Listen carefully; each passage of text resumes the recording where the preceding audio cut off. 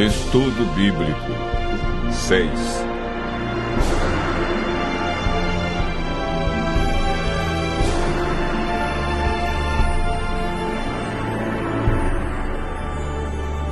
Sinais da vinda de Cristo.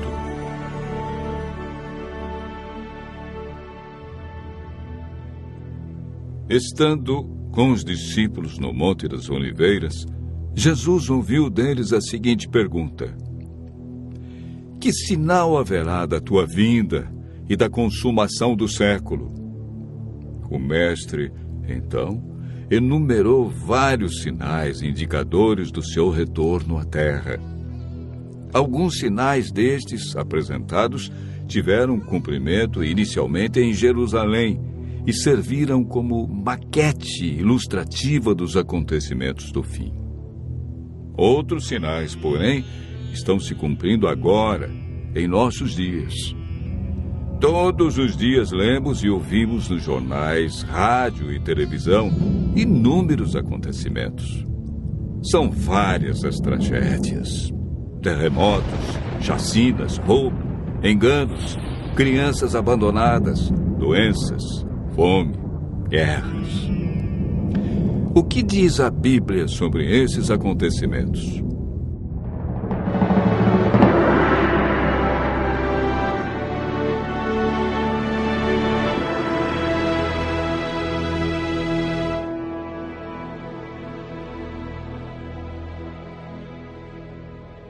Vamos analisar os sinais que antecedem a sua volta em 3 partes. Primeiro, os sinais no mundo social. Segundo, sinais no mundo natural. E, por último, sinais no mundo religioso. Os sinais no mundo social estão descritos em Mateus 24, versos 6, 7 e 10.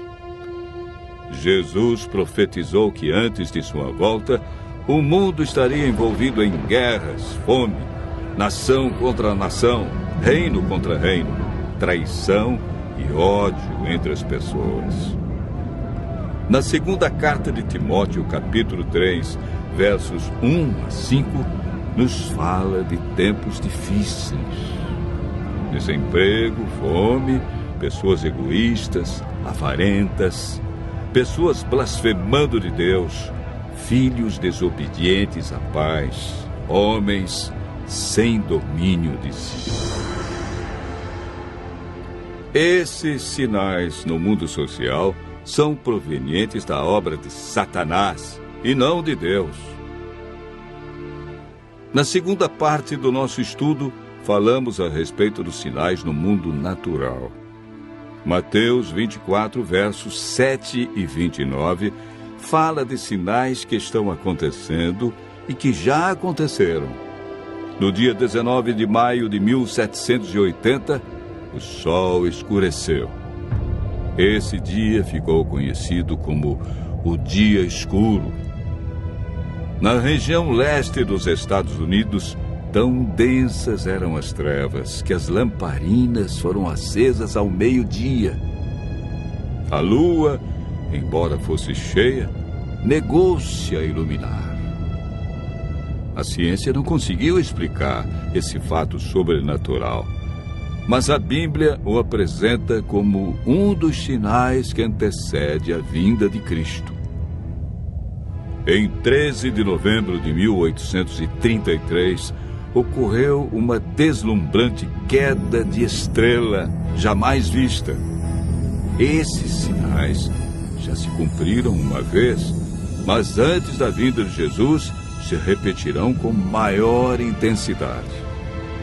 Os sinais no mundo natural, como terremotos, enchentes e grandes calamidades que matam milhares de pessoas, indicam que Satanás está agindo até mesmo na natureza. Tratamos na terceira parte do nosso estudo sobre os sinais no mundo religioso.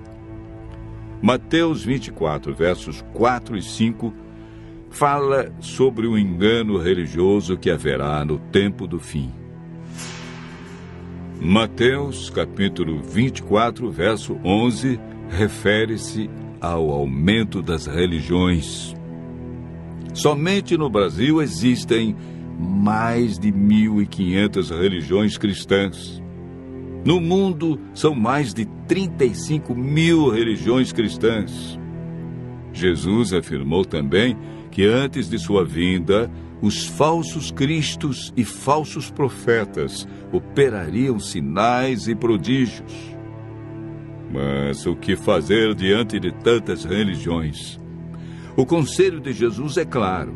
Ele diz: acautelai-vos para que ninguém vos engane, porque muitos virão em meu nome e enganarão a muitos.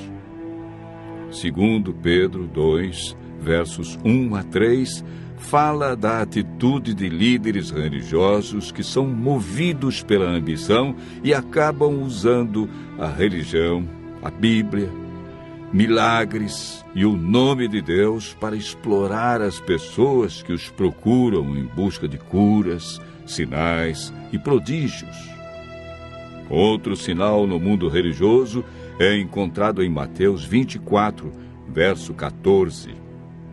Apresenta o sinal de Deus, que indica que o fim realmente chegou. Esse sinal é a pregação do Evangelho do Reino em todo o mundo. O apóstolo Paulo nos fala em Gálatas, capítulo 1, verso 6, de um outro evangelho que parece ser bíblico, mas não é. Esse evangelho é o falso evangelho de Satanás, pois este sabe que pouco tempo lhe resta e está empenhado em difundir os seus terríveis enganos. O que devemos fazer para não sermos enganados diante de tantas religiões? Em 1 João, capítulo 4, verso 1, encontramos a resposta. A Bíblia nos orienta a provar se os espíritos provêm de Deus ou não, ou seja, comparar. Aquele que quiser fazer a vontade de Deus deve comparar a doutrina da Bíblia com aquilo que outros ensinam. Por que Deus manda provar? De acordo com Mateus 7, verso 15, o engano vem parecendo verdade. Vimos que os sinais preditos por Cristo estão todos se cumprindo, indicando que em breve todo o mal do universo terá seu fim. O que está faltando para Jesus voltar? Primeiro motivo: o evangelho verdadeiro precisa ser levado a todo mundo. Segundo, Jesus está a cada dia dando mais oportunidades. Ele é paciente e espera uma decisão de cada um de nós ao lado da verdade. Lucas 21, verso 28, declara que, ao começarem estas coisas a suceder, exultai e erguei a vossa cabeça, porque a vossa redenção se aproxima.